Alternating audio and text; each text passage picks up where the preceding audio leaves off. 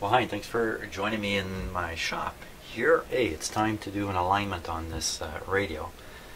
Like all these radios, it's kind of a two-part process. First part is to do the IF circuits and tune those properly. And then there's some other things that need to be adjusted after that. So we're going to do the first part, which is the IF adjustment. So let's take a look at the instructions. Go through this table very carefully, looking for a few hints on some key things. So first one is signal generator modulated 30% at 400 cycles. That's very typical. That's very, very common. Sometimes they want it set to 1,000. Doesn't really matter. 4 steps. The first 2 steps involve 455 kilohertz and the IF part of the radio. This is what we'll be working on here. So let's see, apply signal at that frequency to this location, to the, let's see, pin number 1 on the 6BA6. The next step, it's pin number 7 on the 6BE6. That's great. I'm glad they provided that. Makes it easy. Supply that signal through a capacitor here.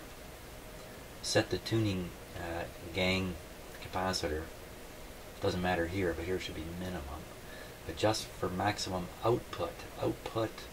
Okay, so there's the hint.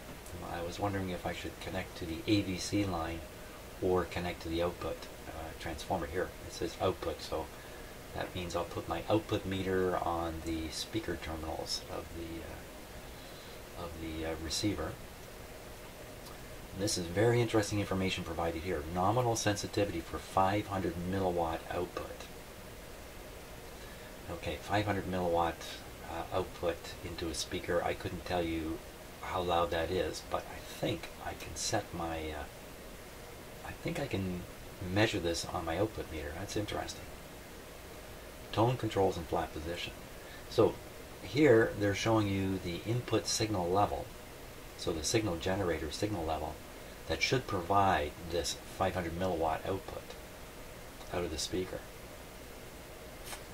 Probably don't need the speaker connected for this, but I'll start with the speaker connected. And you can see as you work your way up the radio, it takes less and less signal input to drive the same output. All the way down to here where you're on the antenna. And you can see it's 19 and 20 microvolts of input will produce this output. 20 microvolts is pretty low. That's quite low. The best radios will work down to about 1 microvolt or a part of a microvolt, so it's pretty good. Repeat these last 2 steps when we're doing the other alignment functions. You can do these over and over until everything is the way you want it. So here's what we're going to work on. Apply signal to pin 1 of the 6BA6. Pin 1 of the 6BA6. Okay. Just get a lead wire here. Let me get the appropriate lead wire.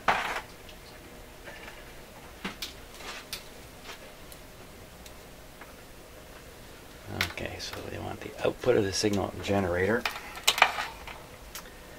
and a point, what did it say? It said a 0.01 capacitor, did it?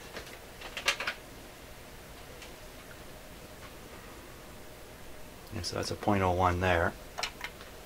Let me just check back. I don't think it's terribly critical what size the capacitor is. Maybe not terribly critical here. Just take a quick peek. 0.05 is what they're saying. 0.05. We'll go ahead with this. I don't think it's going to cause a problem. Okay, I don't have one already fixed up with a nice little clip on it and the like. You know, it's like somebody saying, what kind of icing do you want on your cake? You say, oh, I don't really care. Oh, well, name one. Oh, okay, I'll take chocolate. But you really don't care that it's chocolate. You really don't care that this is 0.05. Now, some of you are already typing your comment against that. And the pin number, which I have, of course, forgotten here. Pin number 1 on the 6BA6. Pin number 1. So the 6BA6 IF2 is this one right here. Pin number 1, pretty easy to get to. doing this with the radio switched off and it's not even plugged in yet.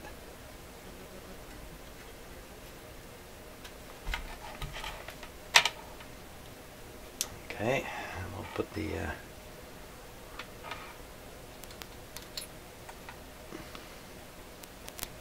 ground there. Turn on some equipment here, get things warmed up. I should have this radio going actually now.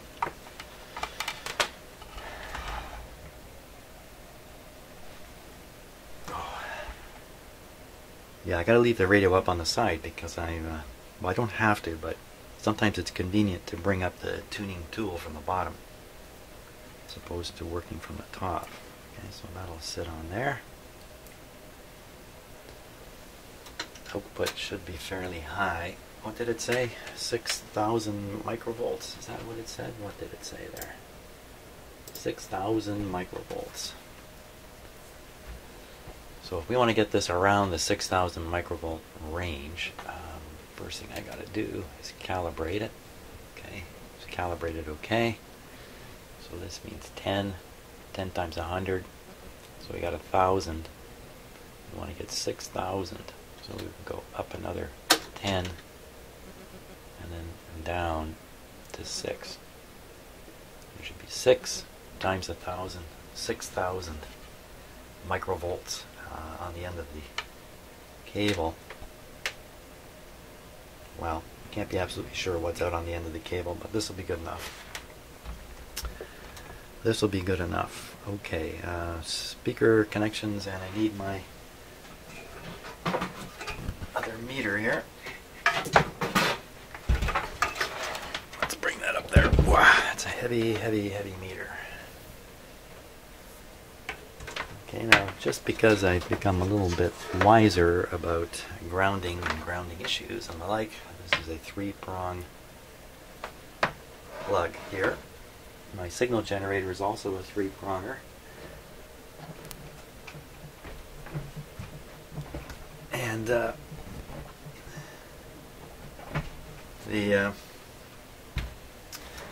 so that means the ground terminal on this device, on my meter here, and the ground terminal on the signal generator up here are the same thing.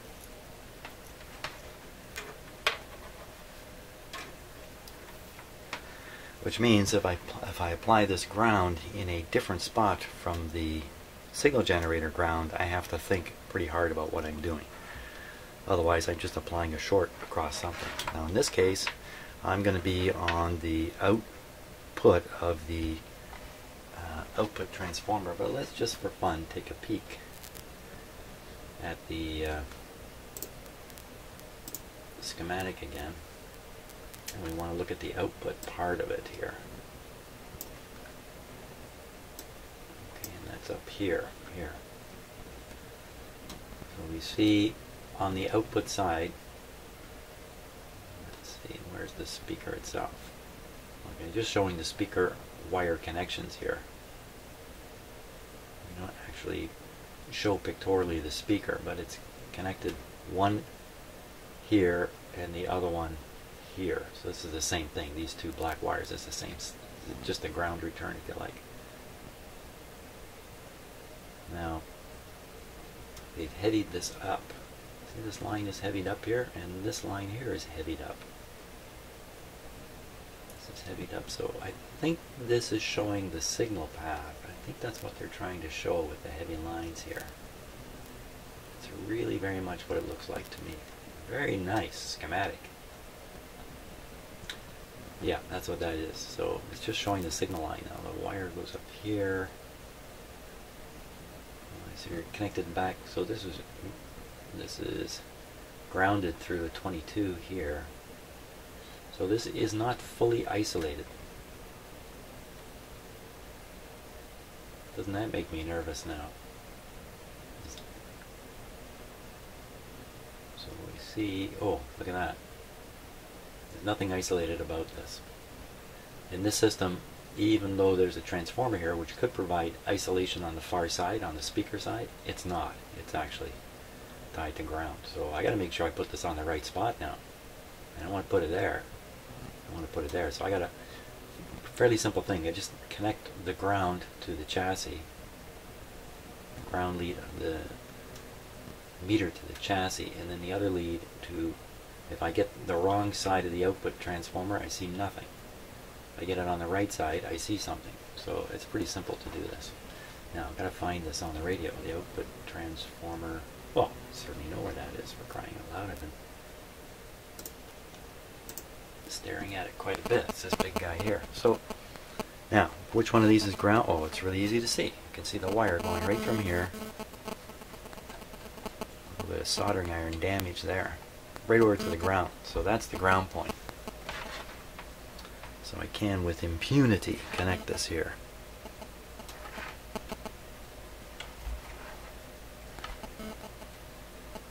Okay, and then the other side just going to go on the signal side here. My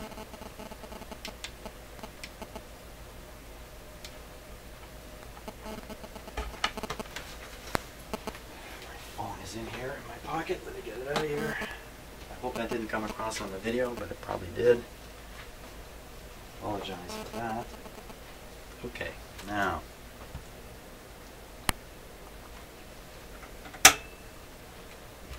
on. Should put the radio on. Normally you want the radio to be on for quite a while to warm up. My experience is not so critical. Okay, so we'll turn the switch on down here. We'll turn on the if this was a communications receiver, and if the front dial was meant to be absolutely accurate or super accurate, yeah, then you want to leave this thing running for half an hour before you do this. But most radios they warm up pretty good. I mean, it's a big thing to design the radio so it doesn't drift for the first half hour you turn it on. So there are a few things done in the radio. Some compensatory capacitors can be put in that are thermally sensitive. So as things warm up, the capacitance changes just a wee bit. It compensates for the drift. Stuff like that can be going on in here. I don't have a speaker connected, so we're not going to hear anything. And that's not so good. I'm going to hook up the speaker here. No issues of polarity. One to there, other to the ground.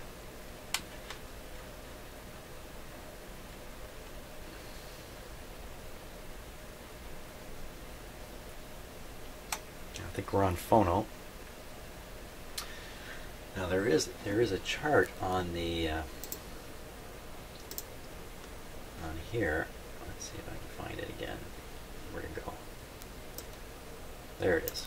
The chart right here shows you the switch positions. That's kind of interesting. So total clock counterclockwise, flat signal response, record player, RIAA signal response. 78 early. Isn't that interesting? So there's something that came before these.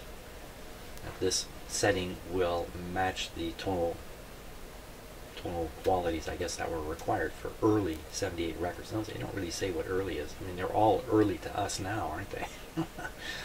Tape. That's kind of interesting. This radio is from the very early 50s, and it has a tape input.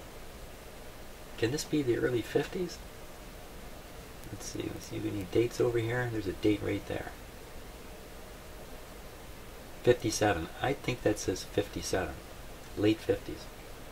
And then the two settings on the radio, and this is kind of interesting too. 10 kilocycle filter out, 10 kilocycle filter in. Rather than just this being just a kind of ordinary tone control, I think they're filtering the IF here. I'm not sure about that. So pretty interesting. And here again, this is old enough that the technicians knew what kind of meter you use to make measurements was going to affect the result of those measurements. So they tell you what meter they use. They used a 20,000 ohm per volt, which is a pretty high impedance meter, to measure this stuff. And just the conditions under which they used it. So if we use a higher impedance meter, which I almost certainly am using a higher impedance meter, that might raise the voltage readings a little bit from what they are on the, like you see up here, it says 200 volts. I might measure that at 210 or something. I don't know. Who knows? Who knows? What's this? Better just read all these notes before we do something here. Oh, here we are. Oh, this is what I needed. Notes on antenna circuit. Short out antenna terminal to ground when set is operated on low impedance loop alone. Okay, that's not a problem. If an external enter is removed, then okay. For accurate alignment. Ooh. For accurate alignment, the low impedance loop should be connected as indicated. However, if this is inconvenient, yes, it's very inconvenient. An equivalent inductance and capacity in parallel may be substituted for the low impedance loop. The capacity being 17 microfarads and the inductance being 44 microfarads or 44 turns of number 22 plastic covered hookup wire, close wound on a 2-inch diameter form with 6-inch leads. That would be suitable. So, so this is a bit of a problem now for us in doing the alignment. Not sure this has any bearing on the IF we're about to do, but the second part of the alignment, it's clearly indicating here you got to take the time to do something at the front end of this radio or the alignment's not going to go well. So if I align it without an antenna connected, because the antenna is fixed in the cabinet out in my garage, then when I'm done and I hook it up to that antenna, the radio will be misaligned, and yeah, so anyway, I think on the IF basis though, we don't have a concern just yet. Wow, very important information to pick up here. On here, what else they got over here? Component values, 20% tolerance. M means a million. K means 1,000. Okay. Condensers. T is tubular. Yeah. E is electrolytic. C ceramic. M is mica. TC. There they are. Temperature compensated. So this capacitor or capacitors or components in here, if we were to replace those, we'd have to take this into account, or we're going to set up a drift in the radio. And who knows where those guys are exactly? Probably in the oscillator circuit. Probably in the oscillator circuit. And where is the oscillator circuit? Where is it? Here. So here we'll probably find a capacitor with TC written on it. Somewhere. There's one. TC. That's in the IF. Any others? There's one down here. No. Yeah. Huh. Oh, another one here too. Okay. So there's a few around. I'm not into replacing capacitors in this radio, so I'm not too worried about it. But you know, you got to take these things into account. It doesn't tell you much more than it is temperature compensated. It doesn't really tell you exactly how, what, or anything. So tricky finding one to work in there. But I'm sure there's lots of information on the internet, you know, from others who know more about this than me. Oh, look at that, right there. There's the loop, and look at, they put it right there. 44 microhenry loop, 21.5 micro. So a picofarads, that's the loop capacitance itself, I think. Okay, I think we're ready to go here now. I think we're ready to go. What do you think? Close enough? Okay, I'm giving the radio a little more time to warm up too. So let's see what we can get happening here. First of all, I gotta move a few things around so we can see everything we need to see. I want to be able to see this. The frequency counter there. Let me just change the lighting in the shop here a little bit. It's a little more visible now. I kind of lost sight of this. Well, that's okay. It's good enough. There we are. That's a lot better. Oh. Yeah, this is all about average level of dark and light in the view of the camera.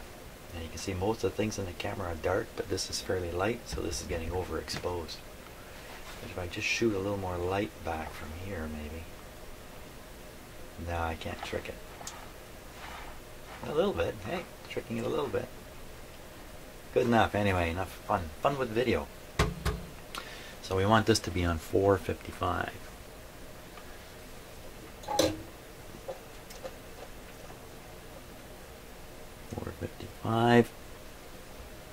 And we need to turn up the volume. We need to put this on radio first. That's why I was looking at the switch position thing.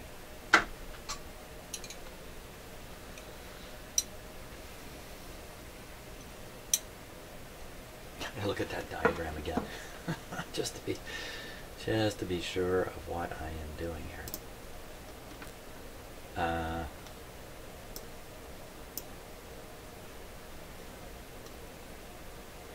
5 and 6 are the radio. 5 and 6.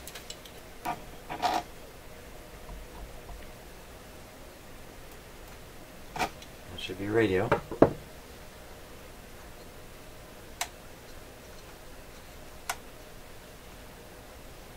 Now, have we had this radio actually work already? Let me turn the volume up because I'm back to. You know, they changed the clocks here. I'm confused now. I don't know. Getting 0. We're getting 0. Okay, we're getting a little hum in the speaker here.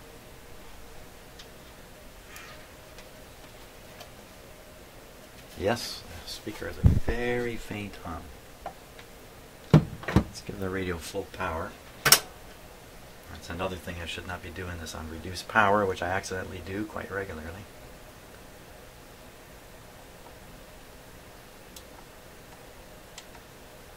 Nothing. Maybe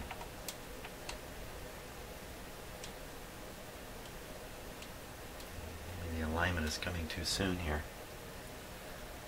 Okay, so the IF frequency, maybe it's way off 455. Let's hunt around. See, oh. The meter's going.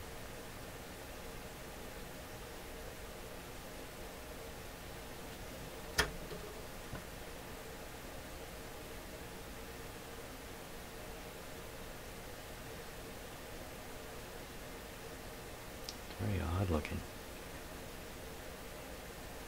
Unless there's a very active AVC. Why not hear this? Why are we not hearing this at all?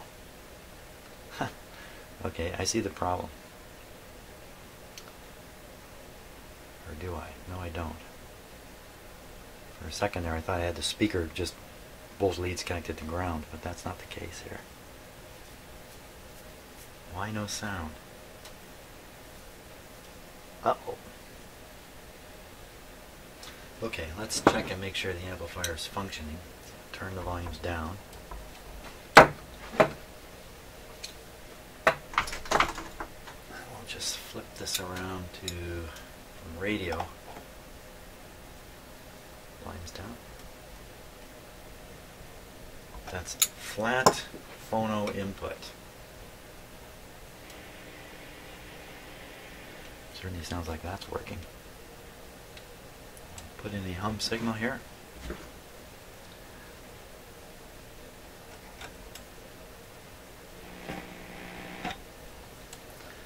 Okay, so the amplifier is working.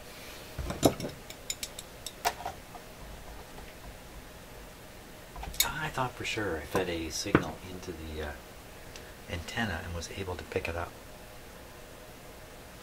What could be wrong about my setup here?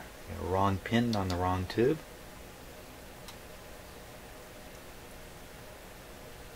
That's possible.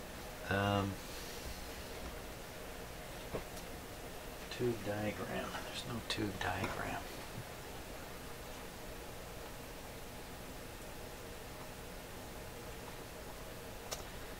No, it's really not possible. That's a 6BA6 RF at the top, 6BE6 mixer. Then we're into the IF. You can see one can here, another can there, and in between is the tube that I'm supposed to be on. That's definitely the tube. I'm definitely on pin number 1 here. Let's turn the volume down. We'll remove the connection. I got too big a capacitor there. And we'll Now the radio is just basically running on its own.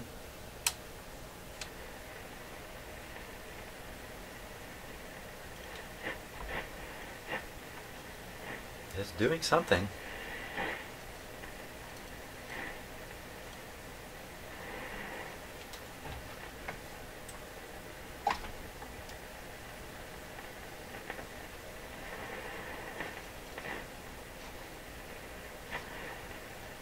Doesn't sound quite.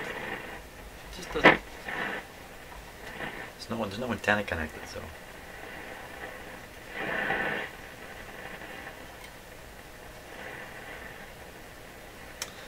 What is going on here?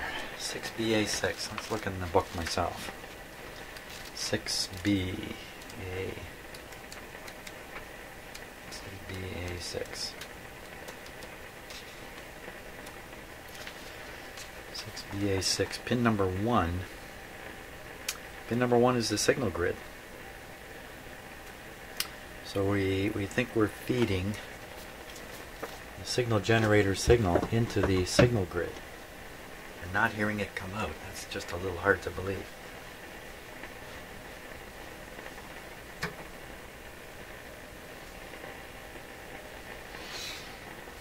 Make sure I'm on the right tube again. This one. Turn the volume down so we don't blow our ears off. On to pin number 1. It's definitely pin number 1. Now, big DC voltage there. They just loaded the circuit down to the point where, well, it doesn't matter if the radio is not working normally now because we're doing something quite unusual with it, feeding in this signal. Why would we hear nothing? That would be why. Okay, so I had the modulation off all this time on the signal generator. That's why we didn't hear it. Okay, volume down. Got that sorted out. Just checking to make sure this is the modulation level now. The meter does different things. 30% right on the money. So 30%, 400 hertz. Okay, now we're cooking. Now we're cooking. Now we're supposed to get, what did it say? How many milliwatts on here? I can't remember. Let's take a look here.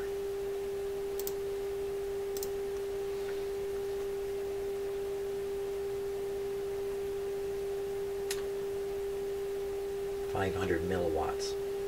500 milliwatts. Can I do that?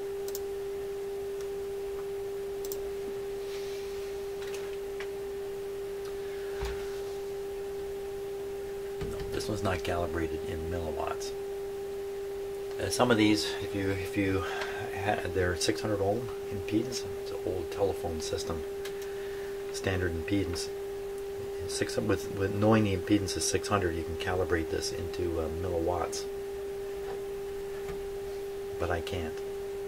So I guess what we'll do is we'll just pick a good signal. That sounds like a good signal to me. What we'll do is I don't want it any higher. I want it lower, if anything. Let's take it a little lower.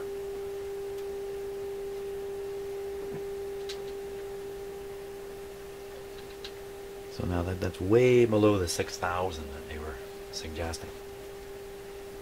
Good and solid. Now, also we got to make sure. Let's see, we're at 459. Let's see where the radio really tunes.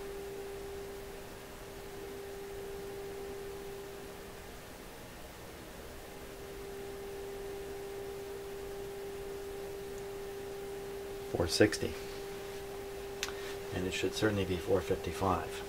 Not bad, but a little out. Now, next thing is I got to get my proper tool here for reaching into the very small. Let's try this one here.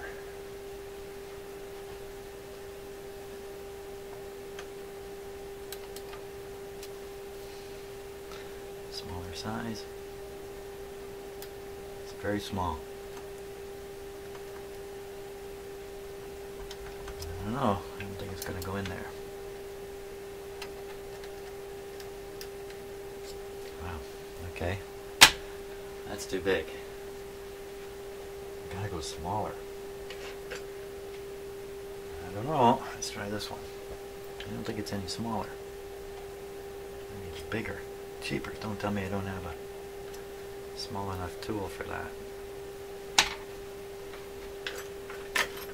The game could be over before it gets started. Okay, here's a really teeny tiny one here. Come on, you gotta do it for me. Uh-oh.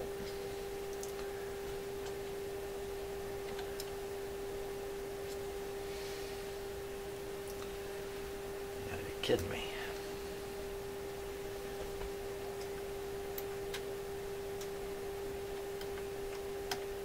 Come on. Really? There's just nothing to this. Holy smokes.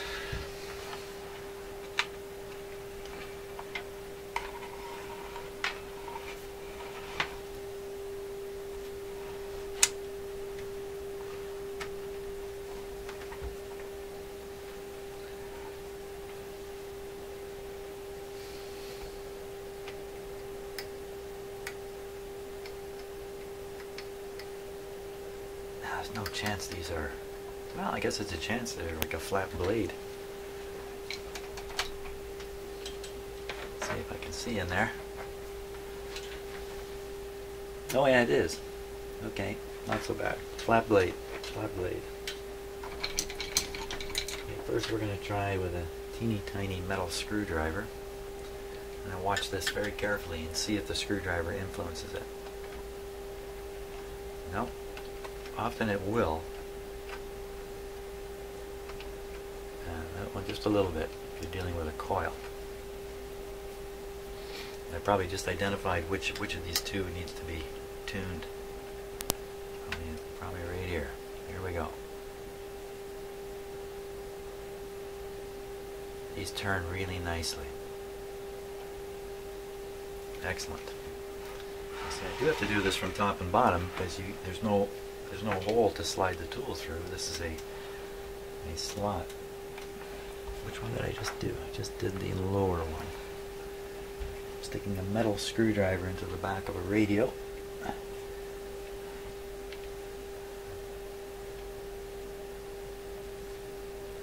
In the dark. Doesn't look dark to you, but it's pretty dark in here.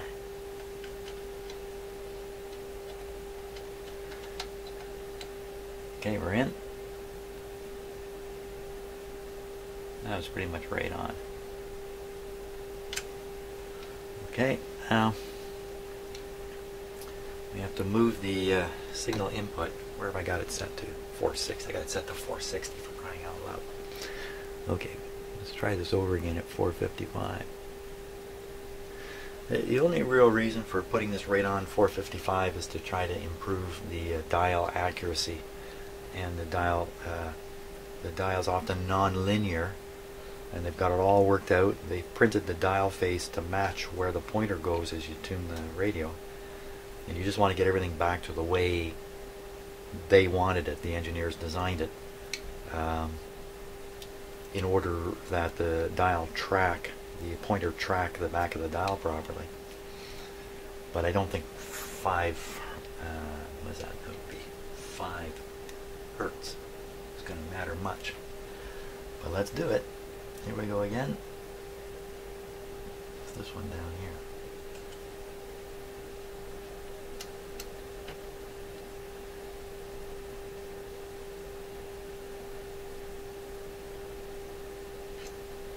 Okay. Back here. I'm just watching all those wires at the back that they don't do something funny. Okay, that's where we really want it. Now we got to move the input. It's pin 7 on the 6BE6. Okay, so the 6BE6 tube is this one here, pin number 7. It's a 7-pin tube. 1, 2, 3, 4, 5, 6, 7. So this is pin 7. Nice long resistor lead there to get on. Okay, so turn the volume down, Jim, before you get a surprise. Take that off there. We'll turn back the input by a factor of 100. And we'll go on. Drag this lead with me while I do this here. There are some high DC voltages in the radio right around here. You do not want to encounter. That's why I'm going to put more light on.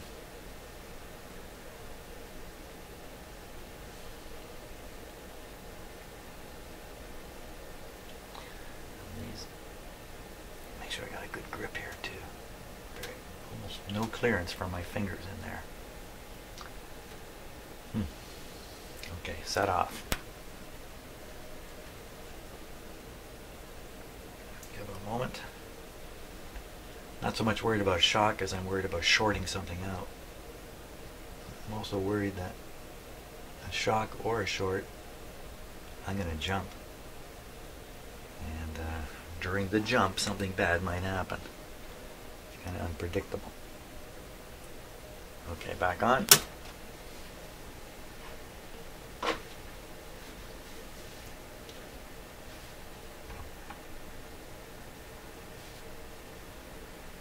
Now for sure I don't want to retune my signal generator even if it wasn't exactly 455, and it's not, because actually my frequency counter is not perfectly accurate. I think it's 2 Hertz out at 455. But I just want it to be exactly the same frequency for the next part of the tune-up. Okay, up with the volume. You can hear it there very faintly. That's good. Faint is good to start.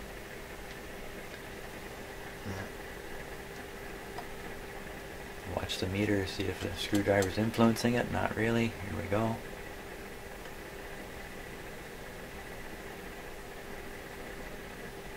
It's pretty much right on.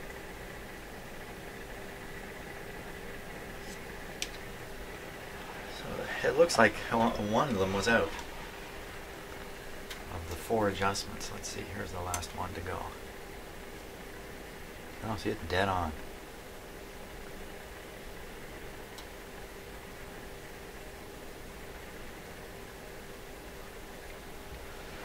It's only one of the 4. Was it even out? It wasn't even out, was it? Because I had this thing turned to 460 first, so I was adjusting it to 460, thinking I'm bringing it into 455. Then later I switched that to 455, I tuned it back. I'm left with the impression I've actually tuned something up, but really, this guy's tuned up fine. So you know, if it's not receiving, it's because there's no antenna on it, and I can't imagine the front end is that bad. The volume down. Take this off. All in all, this is an excellent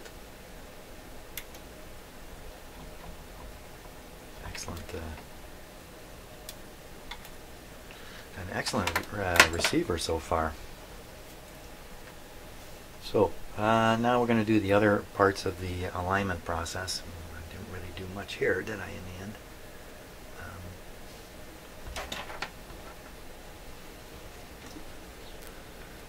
Okay, we'll do that on the next video, I think.